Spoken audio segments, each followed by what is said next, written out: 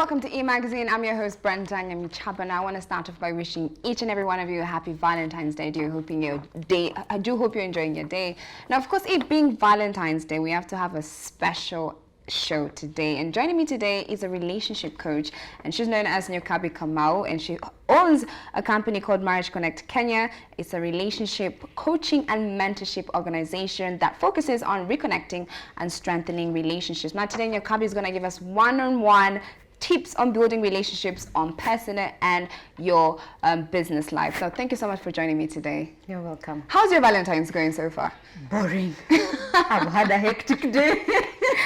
Not the answer I would expect. I've had a hectic day. That's wonderful. But it's a good day. Great. I'm happy we were able to make time to come join us. Yes. Now, I just want to get to talk about your role, what you do. You know, when you hear someone says, I'm a relationship coach, you're just like, wow, how does that even work? I know, right? Yes. It's a good business.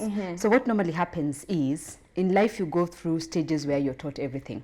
You're taken to kindergarten, you're taken to primary school, you're taken to high school, and every stage you're taught how to do everything. Yes. Like for instance, you are taught how to do what you're doing today, but nobody teaches you how to be in relationships. Very true. And relationships are the backbone of everything. Everything that we do, there's a relationship entangled to it. But no one ever tells us how do you remain in that relationship? How do you keep healthy relationship? How do you avoid toxic relationship? How do you maintain good friends and get rid of the toxic ones? So that is what Nyokabi does. I coach you on how to have healthy relationship, manage toxic relationships, and just maintain a general healthy relationship part of your life. That's beautiful. Now, before we get down to talk about Marriage Connect Kenya, I want to get to know how you ended up in this career path. I'm very curious. Oh, wow. That's a very interesting question, because I was thinking about it the other day. I grew up in a very abusive environment. So all the relationships I knew in my life were toxic, completely. Toxic relationship, abusive verbally, abusive physically, abusive emotionally, abusive in every way you can think about. Then I got married. And when I got married, and the person I married was the person who believes relationships must work. He doesn't care whether you're upset or you're happy. We are together in this. I'm not backing out.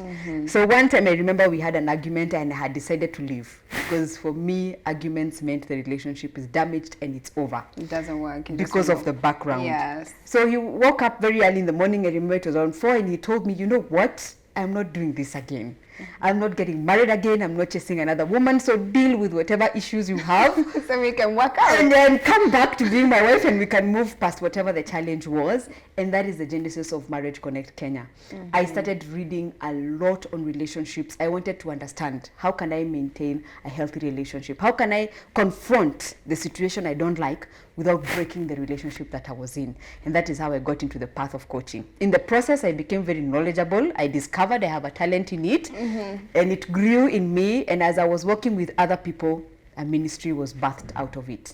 Such a beautiful story. You've definitely married the right one. At least you know it's the one. Well, yes. Now let's talk about Marriage Connect Kenya. What's the agenda behind the whole organization? Marriage Connect Kenya is all about creating authentic conversations and healthy relationships.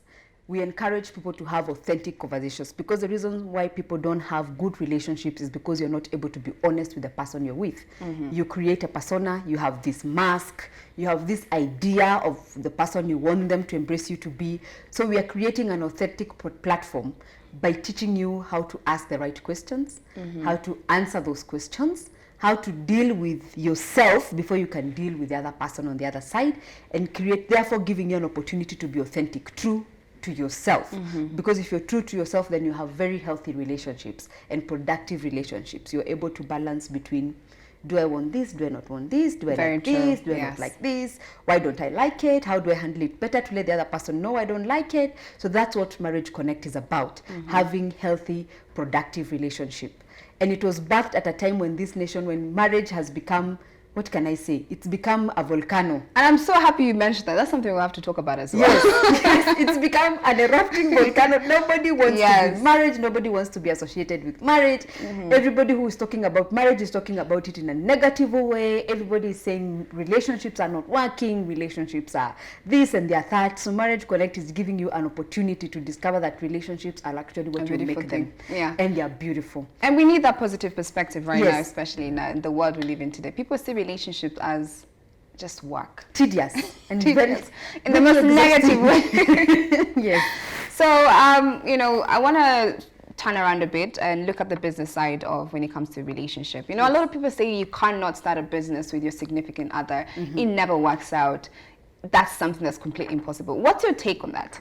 It works out if you're compatible with each other, business-wise.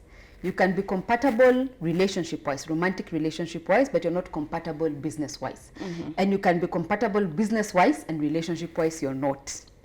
So the balance between the two is where the challenge comes in. Now this is the problem. If we get into business with you and I'm your wife and you're my husband and we are working together, and there's this particular lady who keeps coming and smiling at you or even serves you tea. The problem comes in. And then now your Kabi starts having an issue with this lady and having an attitude towards her because I feel like I own you and you belong to me and therefore nobody else should relate with you. But if I understand that that's our place of business. Yes. And the place of business has different departments and all those departments have to function and they have to work together independent of our relationship or away from our romantic relationship, then we can do a business together. But if I bring our home domains, if I may put it that way, into the business platform, then it's not going to work.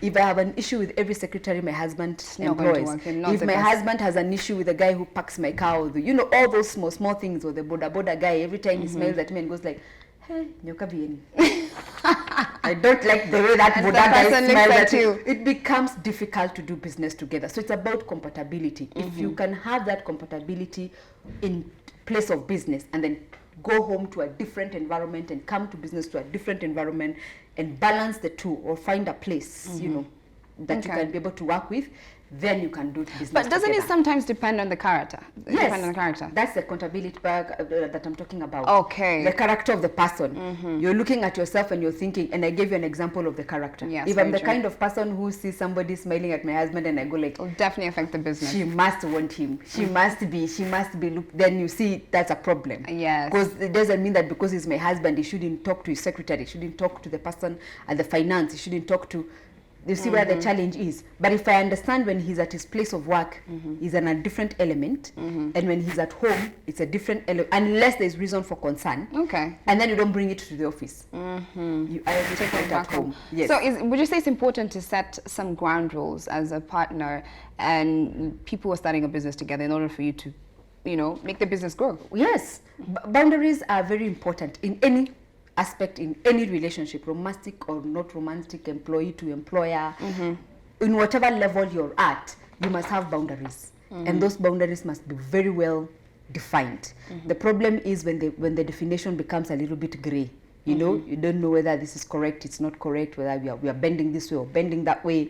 But if the boundaries are well defined, then you can work together. You understand that when your wife goes to the office, she's the secretary. Yes. When your husband goes to the office, he's the CEO, and you're able to separate the two. I want to give you a very good example. There's a photo that was going around on social media of Rachel Ruto. Yes. And Ruto. I don't know if you remember. I remember it when she very was well. greeting her husband and she was bending and it was respectful and people had opinion about it. Yes. Now that's a very good example to illustrate business and romantic relationship. Yes. At that moment when Rachel was greeting or handshaking her husband, she was greeting the vice president, not Ruto, Not her the husband. You Yes, understand? yes. So at home she can go like, hey dude, are you?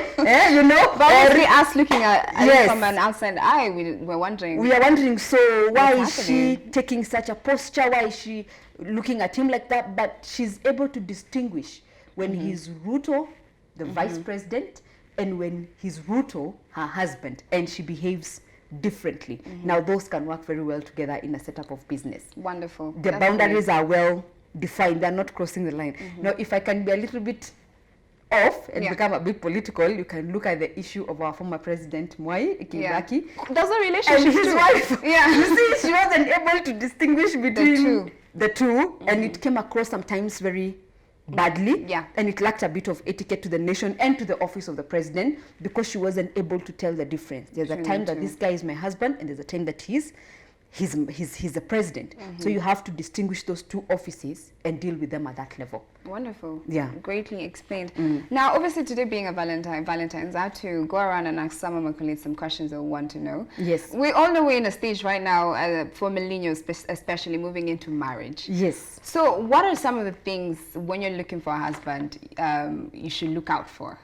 Well, I like the way you have put it, that when you're looking for a husband, you should look out for. Some girls in stages where, you know, when you reach a certain age, your parents are forcing you, like, yes, where is he? Yes, what happened? You know, every Christmas you have to explain. What you do when it comes to looking for a partner, it's about you. Less than more, it's about the other person. Most of the times we want to focus on the other person, and that's why relationships become stressful and overwhelming, because you're trying to control another person instead of controlling you who you can be able to control. Yes. You see, there's very little you can do about my behavior. Like now, the way I'm seated here, there's very little you can do about the way I'm seated. You can wink at me, you can try to tell me, Nyokabi, you know, move like this, but there's very little you can do about it. The same applies to relationship. If you're looking for a partner, first of all, understand yourself. What are your personality traits? Be self-aware. Who are you? Then once you know who you are, then you can be able to identify what you're looking for, because opposites attract. You'll be able to understand, I'm a sanguine, I'm playful, I'm talkative, I'm choleric, I'm very assertive about things. So this person must be different. That's why they're not assertive. That's why they are passive, because opposites attract. That's why they are quiet. Is that very true? Opposites attract? Yes. You'll always marry your opposite. And we imagine, my husband is very quiet, and me, so both of us are talkative. Who will listen to the other? No one. You're very true. That house will be unbearable. One of us would have to vacate. I always feel like that's a theory at times. At times, very rarely will you find two similar people attracted to each other. Opposites attract each other, and they work better that way, because you complement each other. Where there's a weakness, you become a strength. Where there's a strength, you become a weakness, so you work very well together. But if you are both at the same level, then there's no growth even, and there's no challenge, and there's no the beauty of the dynamics of life. You're just there still and bored with life. But if you're married to somebody who is quiet, you're always trying to get them to talk. Why? Say something. How was your day? Tell me more. You know, that challenge of life. Yes, and then they're looking at you, they're going, can you just be quiet for like 1 second? And then when you become quiet, they're concerned again. Are you feeling okay?